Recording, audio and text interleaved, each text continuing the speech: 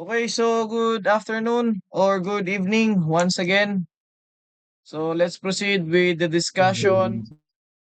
Good evening, all about the character formation with nationalism and patriotism.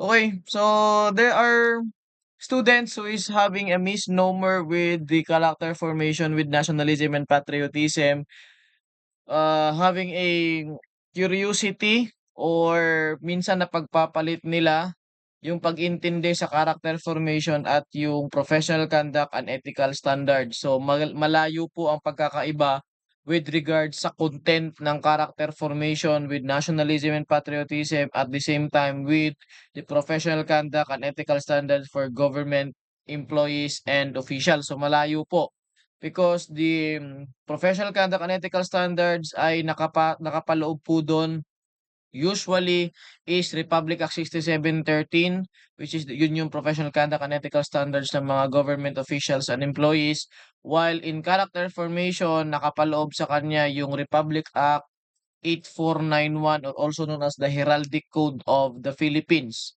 So yun po yung pinagkaiba po nilang dalawa. And I'm pretty sure that your teacher on your CRIM 4 was able to tackle all about that particular law. So I'm pretty sure na naintindihan niyo po 'yon. So my task is to discuss all about the CFLM1. Now, let me remind you class, CFLM1 is napakadali pong subject. Okay? I can guarantee you that this subject is very much easier than the other subjects.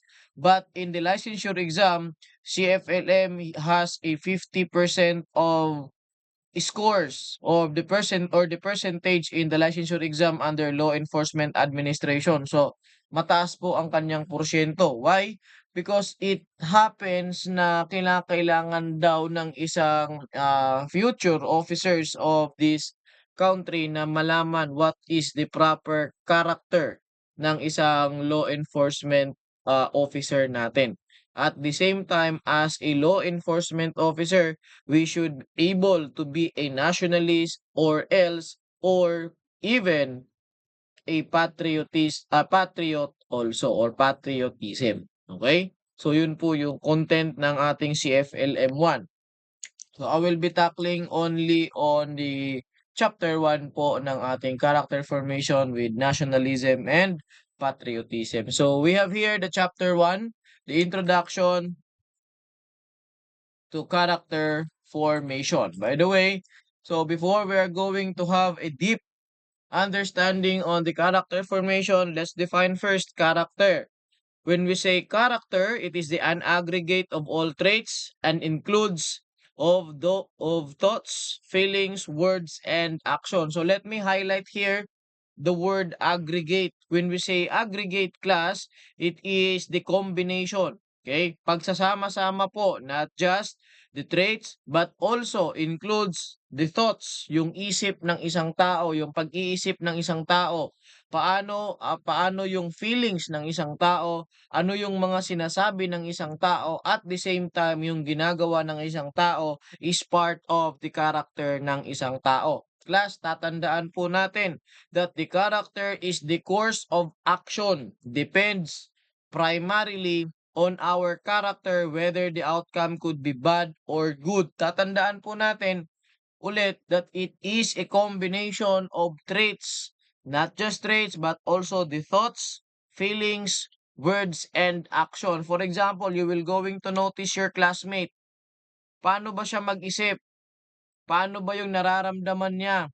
Ano ba yung ginagawa niya palagi, 'di ba? Do'n agad natin kayang i-describe yung isang tao. It's because we can see the course of action of a certain person whether it could be good or bad, okay?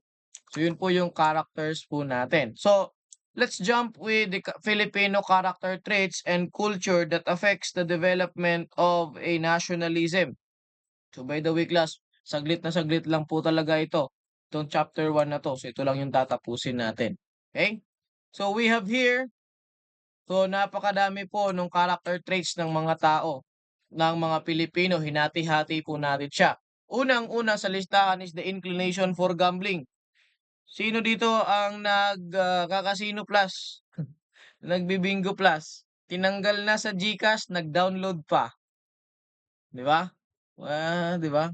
Ayaw ng, ang gusto, Casino Plus dahil may cashback. Alam na alam sir, 'di ba? Dati before that application, we was able to, experience those addict in gambling lalo-lalo na yung isabong, talpak, 'di ba?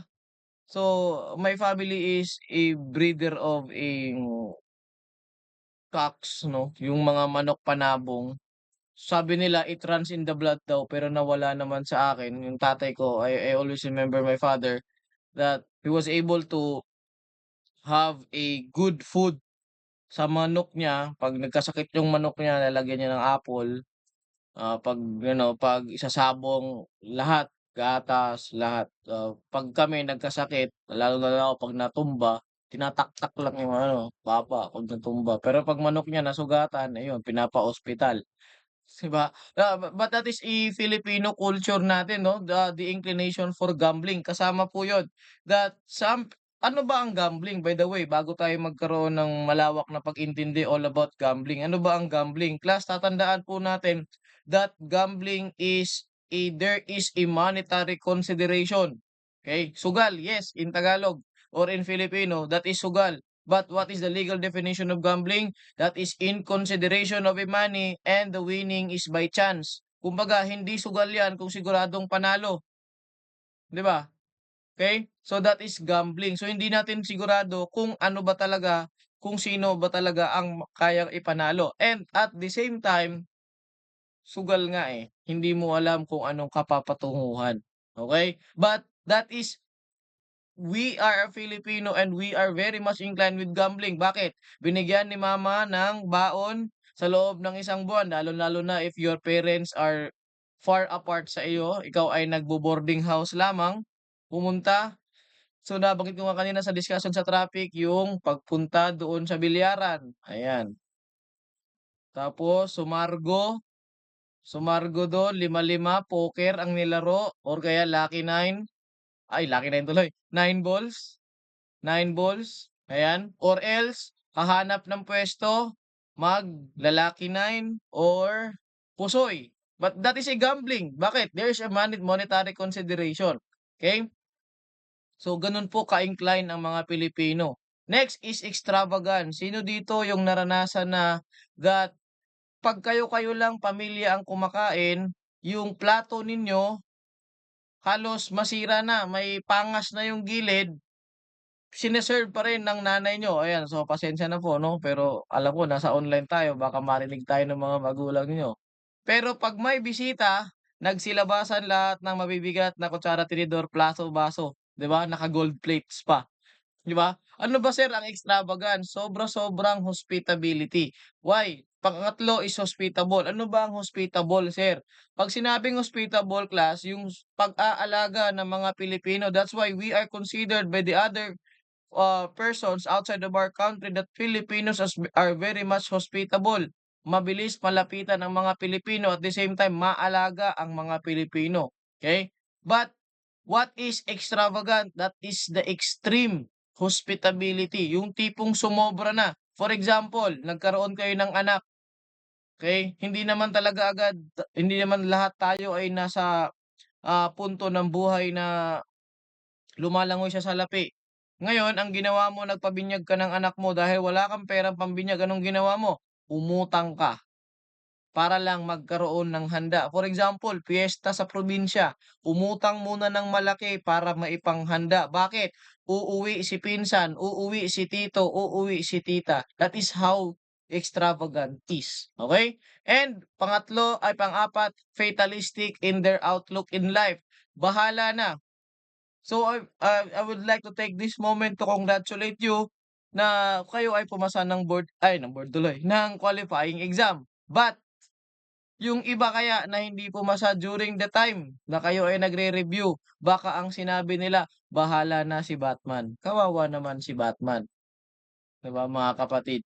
Okay. So, 'pag fatalistic in their outlook in life, inaasa nila ang kanilang buhay sa tadhana. Bahala na kung ano nakatadhana sa akin.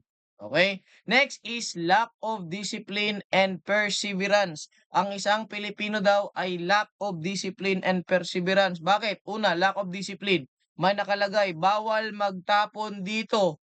Yung araw, nandito lang. Pero okay, sa gilid, pwede. Kasi dito lang yung araw. Di ba?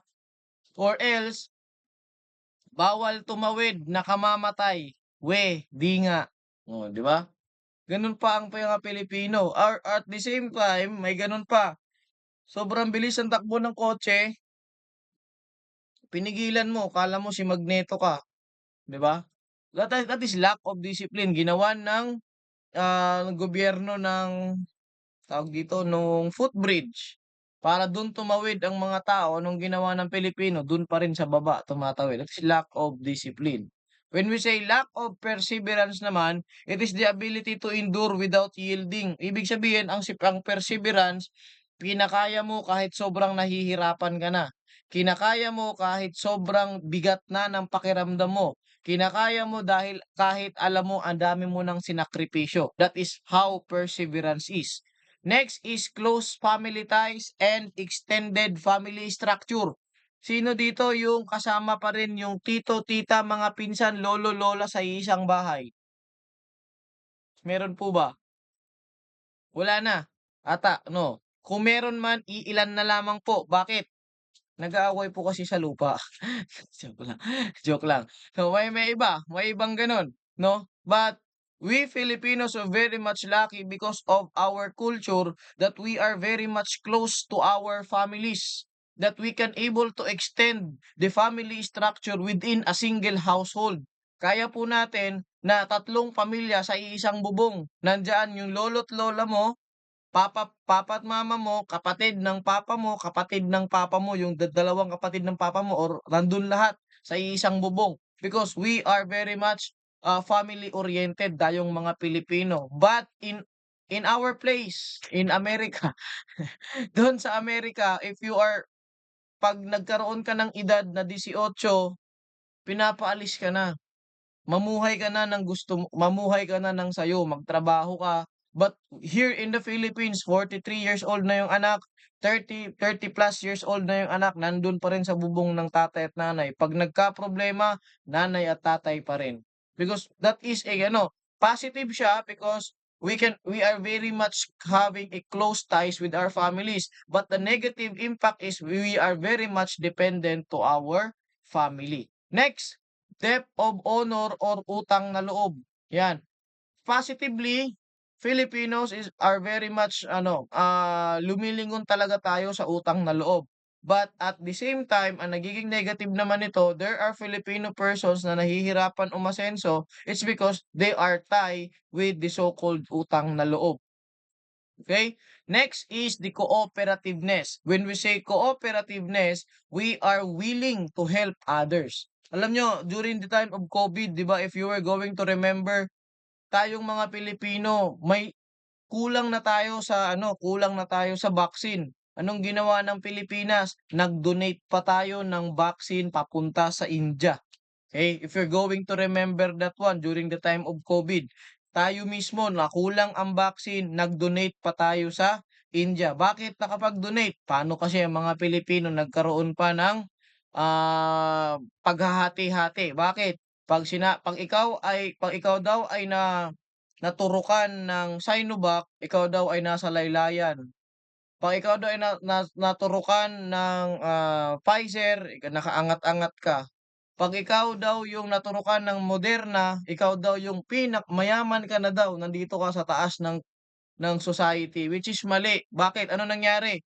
Meron pang isang ano, meron pang isang misnomer, yung Sinovac daw, nandun daw yung COVID virus. Anong nangyari sa mga Pilipino dahil sobrang takot nga, ayaw na magpa-vaccine ng Sinovac, kaya yun yung sumobra at binigay sa India kasi masisira siya at kaysa naman masira, pinamigay na lang. Gano'n ang mga Pilipino, 'di ba? So, napakamatulungin na pero yun talaga ay sobra lang natin 'no, hindi talaga willing na matulungan. But there are some Filipino people that they are willing to help one another. Tulad na lang 'pag may handa yung kapitbahay saka mo isusoli yung ano, yung mga hiniram mo, be very much cooperative with their handa, 'di ba? O sige, yung handa pala sa kabila, eh, okey? So those are bayanihan, 'di ba? Bayanihan. That is part of the cooperativeness of the Filipinos. Next, we have also here bravery, yung pagiging matapang ng mga Pilipino. So we can always remember the deeds of our national heroes that we are celebrating every 20 last Monday of August, ayan. And also intelligent. Alam nyo ba na ang mga Pilipino last year that we are the top among all nations when it comes to creating of memes. So, gano'n katalino ang mga Pilipino, ang galing gumawa ng memes, 'di ba? So, and then there are some studies that resulted na sobrang matatalino daw po talaga ng mga Pilipino, okay? Pangatlo, adaptability, endurance, and resiliency. So, nung time na nagkaroon ng bagyong Yolanda, there is a ship na naanod papunta dun sa gitna ng city. Ngayon, so siyempre nung nawala na yon, nandun lang siya sa gitna talaga. Anong ginawa in terms of adaptability? Ginawa nilang tourist spot.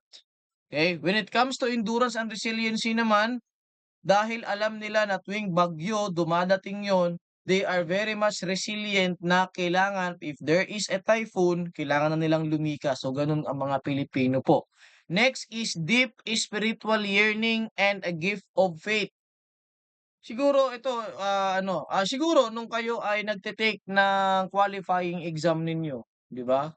So, you are very much attached to God, okay? Whether you will, hear some of those Christian songs, you will always say, "Amen, Lord. Amen, Lord." Because we are having a deep spiritual yearning during that time. But that is part of our culture in the Philippines. If you're going to see, if you're going to notice all of the Filipinos or mostly of the Filipinos are celebrating fiestas. Para saan ba yung fiestas? 'Di ba? Lalo na although in some religions they are not celebrating it, but most of the Catholic celebrating nung mga fiesta-fiesta na 'yan, 'di ba? But because that is a deep spiritual yearning. Sa amin sa, probinsya namin, it is always on April ang aming fiesta dun. So yun, there is a deep spiritual yearning ang mga Pilipino. At and the same time, ang Pilipinas din ay isa sa tinagurian na pinakamaraming Katoliko sa Asia, okay? And also racial and cultural diversities. You know what, here in the Philippines napakadami po nating cultural diversities po natin. Why? Because there are cultural sites na meron po tayo, okay? And all of those are very much welcome here in the Philippines, okay? So let's talk about the strengths, weaknesses, and the roots of the Filipino character. Una, let's talk about the strengths of being a Filipino. First strength ng isang Pilipino is yung pakikipagkapwa-tao. Okay? The word pakikipagkapwa-tao is we are very much humane sa ating kapwa-tao. Kumbaga, the Filipinos will able to understand the situation of this person, 'di ba? Kaya nating intindihin yung tawag dito, yung karanasan at kalagayan ng kapwa-tao natin. So ganun po tayong mga Pilipino. Pangalawa, family oriented po ang mga Pilipino. Okay? O, mawalay lang tayo sa pamilya natin, nami-miss agad natin sila because that is our strength. And also, our strength is also ability to survive. Kayang-kaya natin mag-survive. But, you know what, in Mindanao during the time of COVID, wala po gaanong ayuda dun nung time na yon. I always called my family there during the COVID. So, wala po talaga gaanong ayuda dun. But, they don't have any tawag dito, time na magreklamo is because government is not here, the government ganito, ganito, ganyan. Wala po kayong marinig.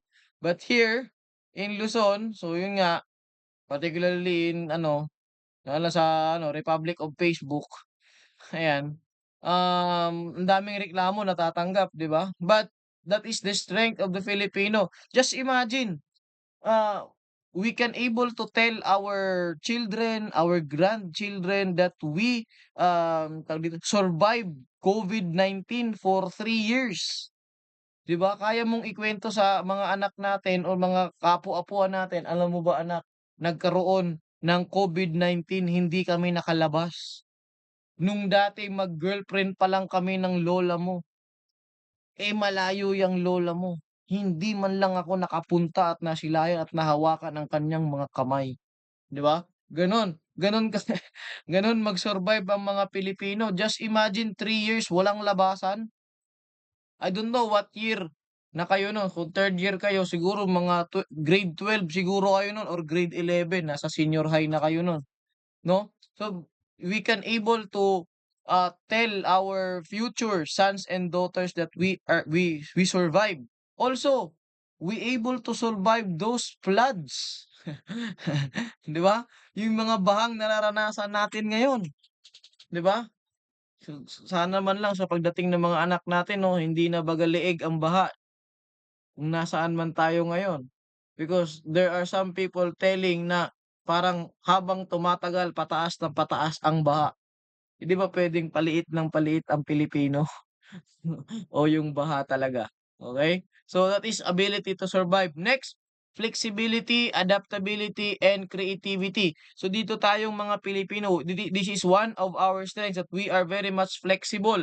'Di ba? Anong ginawa natin nung matagal na ang pandemic, so we shifted to online. Ngayon wala ng 'tong problema 'no, wala ng pandemic but we shifted online. Nung nakaraan understandable pa, eh, kasi we are suffering from ano, eh, distance learning talaga. But today, because of the improvement on our campus, we are very much flexible that the learning of the students will not be cut off because of because of the current situation. Kaya we able to conduct online. And we also Filipinos are adaptable and very much creative, 'di ba? So maraming mga I'm not sure class if the creation of what you so called face shield, no? I'm not sure if that is a Filipino made, no, but that is part of being a creative person, no? Just imagine, yung ginawa mong sunglass sana para pang proteksyon sa mukha mo, naging ano siya, tawag dito, naging patok sa lahat ng tao and even the celebrities, even the politicians utilize that face shield. So, sino kaya ang nakaimbento nun, no? Next is hard work and industry. In terms of, work naman ng mga Pilipino, hindi naman din po natin maipagkaila na ang mga Pilipino is very much hardworking. You know what? Bakit yung ibang bansa bakit ang dami nating OFW? Yun na lang, that's the question, eh. Ba't ang dami nating OFW? Samantalang bakit nila tinatanggap ang mga Pilipino even that is outside of their, nationality pero tinatanggap nila. But the reason behind that is Filipinos are very much hardworking. Bakit yung ibang bansa mas gusto nila yung teacher nila ay Pilipino? 'Di ba? So, Filipinos are very much hardworking and industrious. Next is we have our strength, the faith and religiosity. So dito naman maka-Diyos ang mga Pilipino, okay? So makikita naman po natin 'yon. That is part of the strengths of being a Filipino. What are the weaknesses naman ng ating pagiging isang Pilipino? Una, extreme personalism. Okay, masyado minsan nagiging, ano tayo, mas inuuna natin ang sariling kapakanan natin, okay. Next is extreme family-centeredness. Masyado tayong nafa-family centered. Although hindi po mali 'no, hindi ko po sinasabing iwan niyo po ang family ninyo, pabayaan niyo po ang family niyo, but there are times that we must separate to them para magawa din natin yung gusto natin. But there are Filipinos na according to them, they are not, able to do what they want to do. It's because naka-incline sila dun sa family na yon. Okay? So that is part of the weaknesses naman ng mga Pilipino. Okay? Kaya nga 'di ba, this is a tip to all of you. Ito ay nasabi lang po sa akin ng mga senior natin, ng mga classmates ko na nag-apply sa ano, nag-apply sa men in uniform service natin. 'Pag tinanong daw kayo, "What is your weakness or what is your strength?" Do not tell daw that family. Why? Una, 'pag sinagot mo daw is, strength mo is family, paano 'pag may nawala? So, magiging ano ka na, hindi ka na daw makakapag-work. 'Pag ginawa mo namang weakness mo ang family mo, so paano mo i-handle yung trabaho kung sakaling may mangyaring masama sa family mo? So, yun yung dapat na iwasan daw. So, it is a sort of advice lang naman. And then, lack of discipline. Ito hindi alam niyo minsan, let's look or let's discuss all in deep doon sa bakit kayo nagkakaroon ng baha.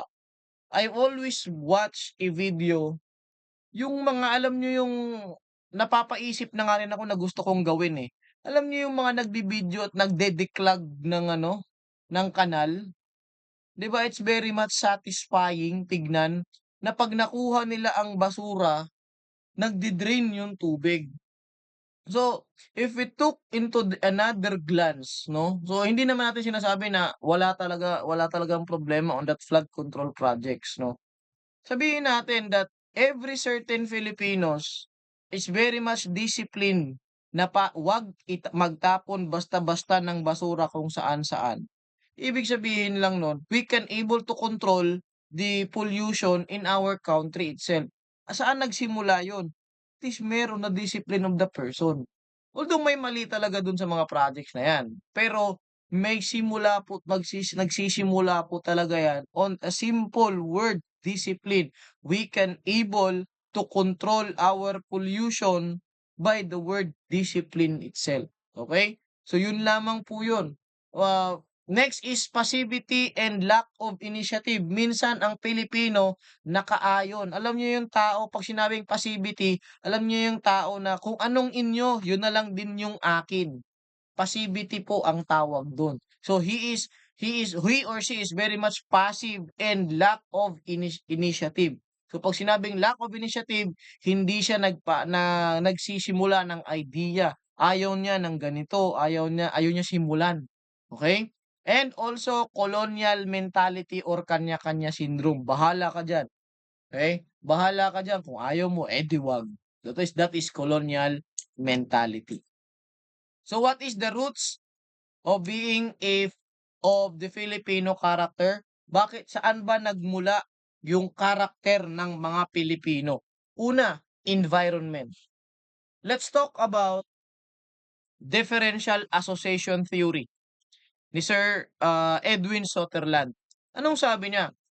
Criminal behavior is not inherited but learned.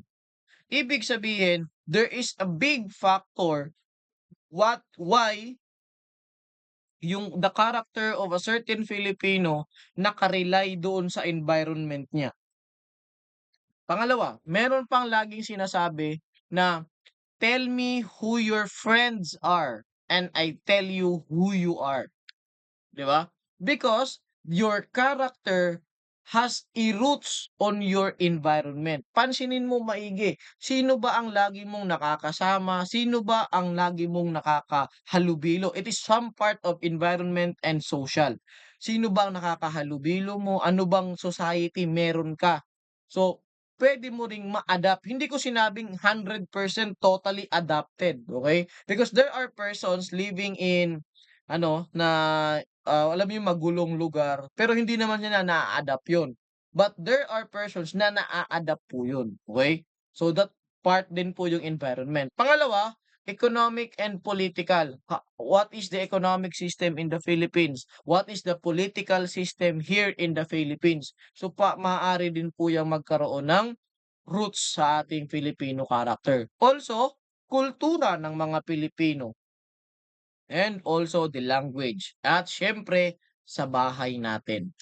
Okay? Class, tatandaan nyo po that home is the cradle of character, of human character.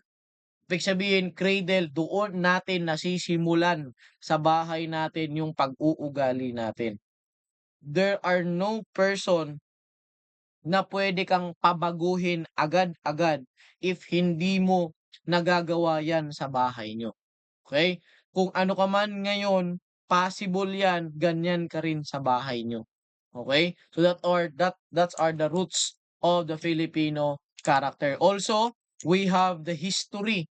Our history as a Filipino. We've been colonized by several persons, several nationalities. 'Di ba? So na-adapt din natin. That's why 'di ba, yung ating pananalita ay merong kahalintulad sa Espanyol. Because on the 333 years colonialization ng Spain sa atin na-adapt natin yung tawag dito, yung pag-uugali din nila. Pangatlo ay pang-pito, mass media, leadership, and role models. Nauso ang mass media sa atin. Nauso ang social media sa atin, sa time natin. Nauso. If I remember during our high school days, Friendster pa ang nauso. Sino nakaabot nun? May nakaabot na ba ng Friendster? May naabutan ko ang Friendster, pero hindi na ako nakagamit. Hindi na ako nakagamit because in our province, mayaman ka na 'pag may internet ka. Oh, yan. Dati, sa time dati ikaw na ang pinakamayaman sa society 'pag may internet ka. So, wala sa time namin 'yun, nakikinood lang ako, gano'n. But nowadays, napaka-accessible na natin sa social media. Now, on the mass paano nagkaroon ng roots yung Filipino character, it's because of the mass media, leadership, and role models, yung napapanood natin sa TV, napapanood natin sa social media. Kaya 'di ba, it is very much crucial to your brothers or siblings or yung mga pamangkin ninyo na laging nagse-cellphone. Bakit? Puwede nilang ma-adapt kasi yun, okey? Lalong-lalo na 'di ba maraming nagsasabi na bawasan yung screen time nung bata kasi bukod sa radiation na makukuha niya, pati po yung pag-uugali nung, nandoon sa napapanood niya ay nakukuha niya. So, medyo alanganin po tayo dun. And also, educational and religion system ng Pilipinas, puwede rin po nating makuha yung ating character po dun, okey? Naintindihan po ba? Questions? Yes, sir. Okay, very good. So let's talk about positive and negative traits of the Filipinos. Okay? So pasintabi lang po sa mga lalo na sa negative traits medyo ano lang siya, medyo pa dun? Nabubulol ako dun basta parang mga ano lang siya. Okay? Positive traits sa Pilipino is hospitality. So yun, positive traits talaga natin yun. We are very much hospitable. Respectful and courteous yan. Napakagalang na mga Pilipino. Sana hindi mawala to sa Pilipino, no? Kasi ito yung parang pagkakakilanlan natin, identity natin bilang mga Pilipino. Next, strong family ties and religions, ayan. So sana hindi rin tumawa because that is part of the positive traits. Generous and helpful, mapagbigay at matulungin ang mga Pilipino. Next, strong work ethic. Kaya yung taga-ibang bansa, gustong-gusto makatrabaho ang mga Pilipino. Kasi we have a strong work ethic. And siyempre, hindi mawawala ang mga Pilipino is loving and caring. That's why 'di ba yung taga-ibang bansa mas gustong-gusto nila ang Pilipina. Hindi hindi pa ako wala pa akong narinig, na or na kilala na Pilipino ka tapos ang girlfriend mo taga-ibang bansa. Hindi ko pa I don't know baka may kilala kayo, ang usual na kilala ko talaga babae yung Pilipina, lalaki yung ano, yung tinatawag nating foreigner or yung sa madaling sabi yung AFAM. Because because of the trait na loving and caring daw ang mga Pilipina or Pilipino, okay? So, let's talk about negative traits naman ng mga Pilipino. 'Pag sinabing fatalism, ito yung fatalistic, ibig sabihin umaasa lang tayo sa kung anong meron or ano ang ibibigay ng panahon. So, parang nag-aabang lang tayo para tayong si ano, para tayong si Juan Tamad that nag-aabang lang kung ano puwedeng mahulog. Wala tayong gagawin na initiative para sa sarili natin, that is fatalism. Next is hypocrisy and selfishness. 'Pag sinabing hypocrisy, ito yung puna ka ng puna ng mali, pero ikaw pala gumagawa ka ng mali. Kumbaga, you're pointing to other person but take note that the three fingers is pointing at you. Ibig sabihin, if you tend to, tawag dito, you point others, take note that your three fingers is pointing at you also. So do not be hypocrites. Next is selfishness. Madamo. Di ba? Okay? Next is manyana habit. Ano ba ang manyana habit? Iniwan nga, ano ba ang manyana habit? Meron bang makapagsabi sa akin, what is a manyana habit?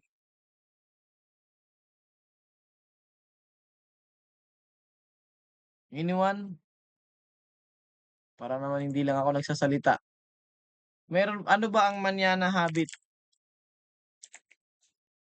Ha? Ano sir, they They always always go go si si Filipino food. Ano, no? example, Filipino Filipino time time also. also. Filipino time. Oh, hindi. From the word itself, manyana habit, that is a procrastination. Magre-review ako. Hindi, bukas na lang. Magre-review na sana. Isang game lang ng ML, isang game. Hanggang sa nag-10 games na, hindi ka na nag-review. Pagka-cramming sir, yes, procrastination yon. Kung kailan ang exam, saka nagre-review. Di ba? Third year, you are third year now. Alisin nyo na po sa mga kukotin nyo yan. Kung kailan exam diyan kayo magre-review, wala na pong papasok diyan. Mamaya na. Kaya nga manyana. 'Di ba? Manyana, magkatunog ng mamaya na. 'Di ba? Ayan, tama yan. Next is ningas kugun. Sa una ka lang, magaling. 'Di ba? Sa una ka lang, nung niligawan mo, sa una ka lang niligawan mo siya, ang galing mo. Lahat ginagawa mo, pero nung ano na, "Uy, pasintabi ho, hindi po ako gano'n." Okey. Ningas kugon, 'yun sa madaling sabi is sa una ka lang magaling. Okey, halimbawa, first day of school, first day of school first day of school, napakaano mo, take down notes, lahat. Grabe 'di ba? Post ka na third year criminology ka na, ta's grabe yung mga ginagawa mo. After 3 weeks, ay yun na, mag-uumpisa na mag-depreciate yung effort mo, that is ningas kugon. Okay? Next is crab mentality. 'Pag sinabing crab mentality, ayaw mo ng nauungusan ka from the behavior of the crab. Tignan niyo 'pag may nakakakita ng ginagawa ng crab, hinahatak niya pababa. Okay?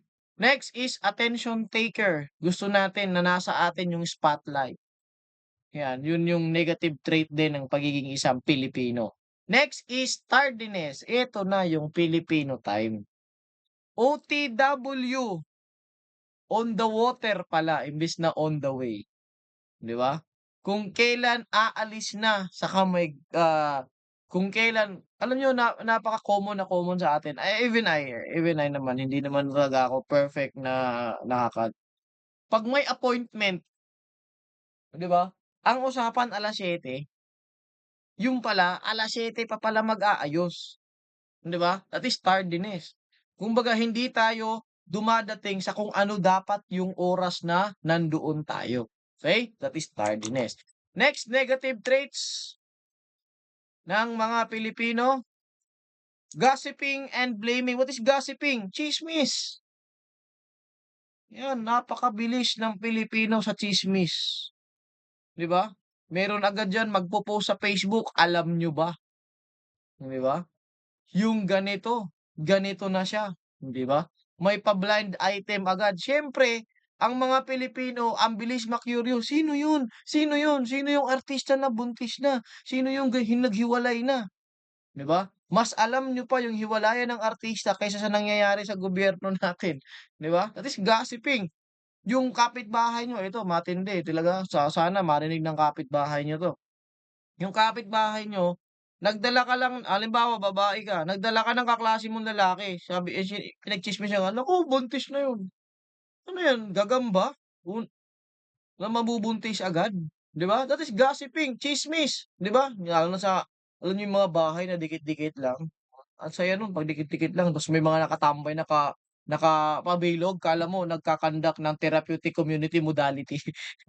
Nakapabilog yan sila, tapos yung pala nagtsitsismisan. Next is blaming, kasama po diyan yung paninisi.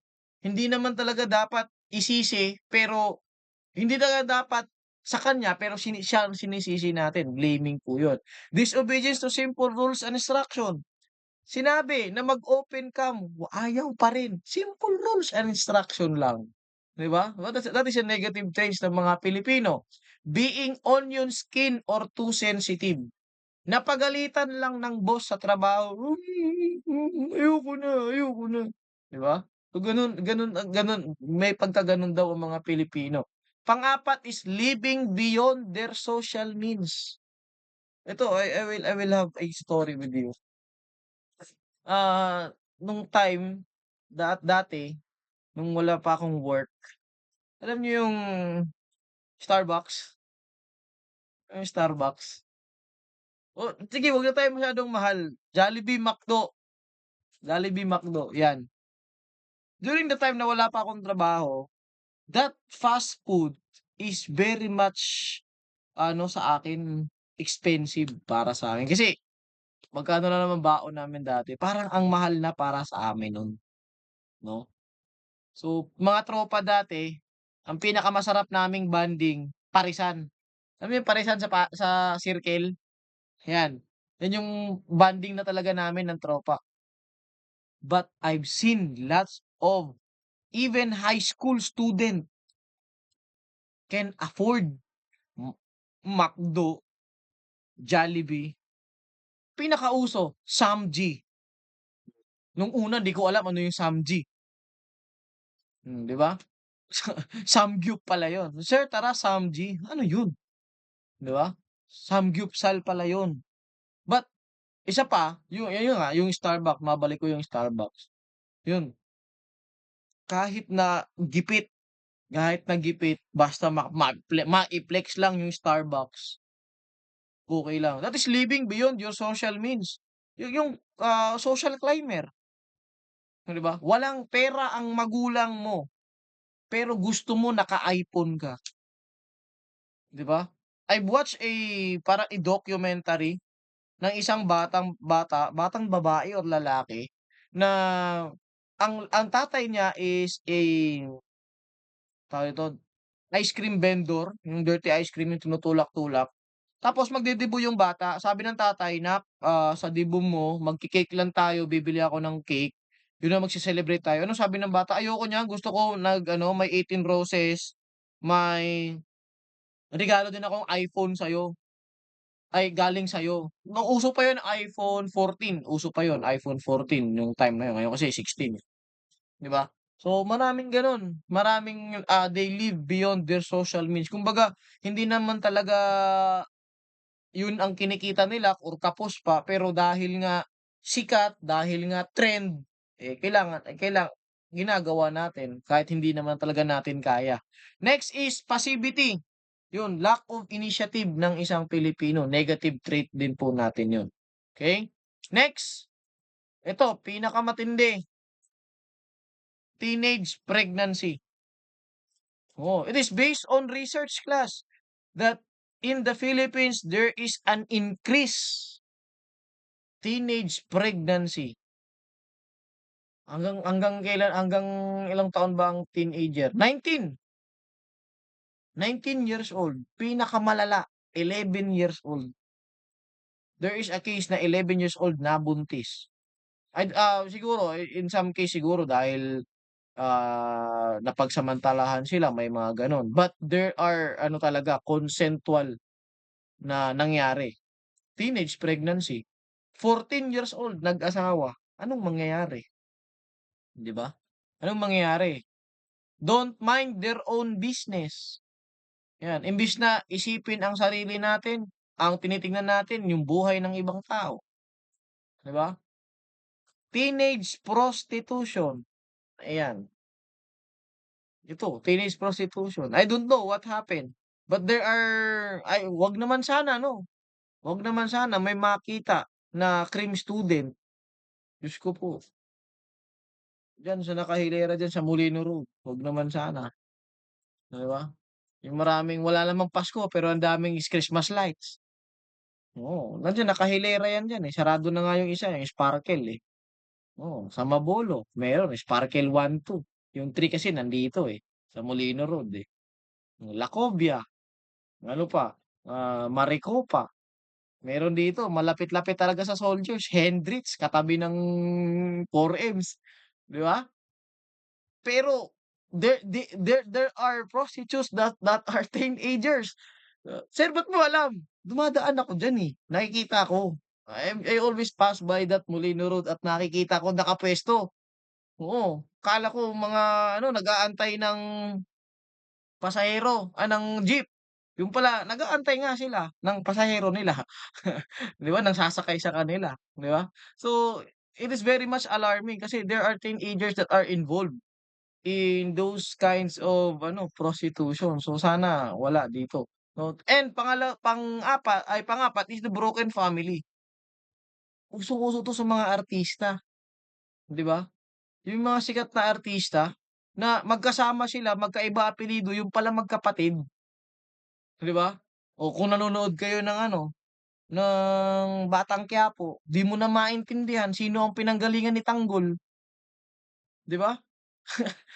'Di ba? Because that is a broken family. Minsan, ang nangyayari sa broken family, nagsama sila, nabuntis, hindi inangkin nung lalaki, umalis yung lalaki, binuhay ng babae yung anak niya, hindi alam nung anak niya kung sino ang tatay niya. 'Di ba? That is a broken family. One type of broken family, separation. There are type of broken family, the other type of broken family is may namatay talaga po, okey? But the common here in the Philippines is separation, 'di ba? That's why the church is very much, campaigning on na ayaw natin magkaroon ng divorce dito. Pero there are, legislations na sinasabi puwede ang divorce lalong-lalo na kung yang taong yan ay naka-suffer na ng domestic violence. Pero yung pagsasabihin, "Ayoko na sa kanya." Ayoko na, eh, nagsawa na ako, eh, 'di ba? Hindi po puwedeng gano'n. So there are broken bakit? Because my research is ganito, when I was undergrad, my research is my research talk about the separation, the behavioral development of a child having a separated parents. Ang research ko is tungkol sa mga nag-separate na magulang. Ngayon, ano nangyari sa bata? I have two respondents na good thing na nasa maayos na lagay ang kanilang buhay. Bakit? Dahil naalagaan sila nung guardian. What if wala yung guardian, 'di ba? You will tell me, "Sir, kaya naman namin ang sarili." Yes, kaya niyo, kaya natin. But ano pa ang masasarap kung meron tayong matakbuhan, "Ma, pa, may problema ako. Pa, binasted ako. Pa, may binasted ako. Ma, may nangungulit sa'kin, may nag-a-add friend sa'kin." 'Di ba? It is very much ano, na alam niyo 'yun, nandiyan yung magulang ninyo on the time that you reach your goal, you reach your, ambitions, 'di ba? So that is how that yun ang negative trait naman sa Pilipino and more time to friends rather than family. Yan usong-uso sa atin 'to. Mas masaya tayo kasama ang tropa kaysa sa pamilya natin. 'Di ba? Alam niyo marami na akong burol na napuntahan yung alam niyo yung laging sinasabi, sana ginawa ko yung kung alam ko lang."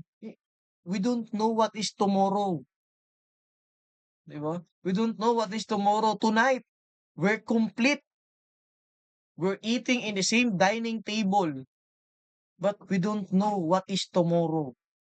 'Di natin alam sinong mawawala sa lamesang 'yan, 'di ba? To spend more time with our family.